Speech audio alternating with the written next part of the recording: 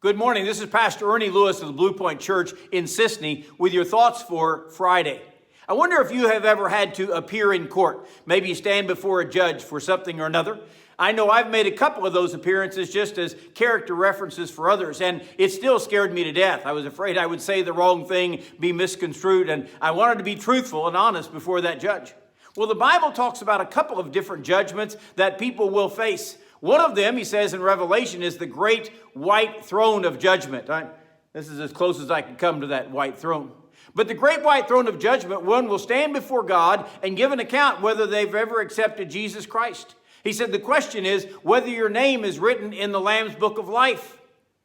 And if your name is not there, you will be cast away from God's presence for eternity. The second judgment is written for us in 2 Corinthians chapter 5, where Paul talks about appearing before Christ. He says there in verse 9, "Therefore we make it our aim, whether present or absent, to be well-pleasing to him. For we must all appear before the judgment seat of Christ, that each one may receive the things done in the body according to what he has done, whether it be good or bad." Notice Paul says, we make it our aim to be well-pleasing to him.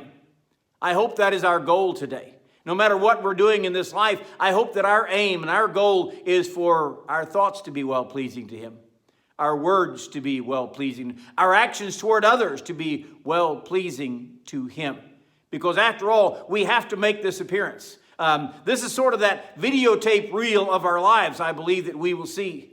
That Christ allows us to look into our thoughts and our motivations and certainly our actions. And he will judge us accordingly. We can't miss this one. We certainly will be judged by it. And he said, we will receive the things done in the body, whether they be good or bad. This sort of sounds like a presentation of rewards, doesn't it? As a matter of fact, some sort of degree of rewards. For those who have done well, as in 2 Corinthians chapter 3 or 1 Corinthians chapter 3, he talks about how we live our lives and build on that foundation, which is Christ. And some people will build with gold and silver and precious stones. But unfortunately, some others will build with just wood and hay and stubble. And in the end, their deeds may be burned up. And they will not receive great rewards for this life because they really never did what was pleasing to God while they were here.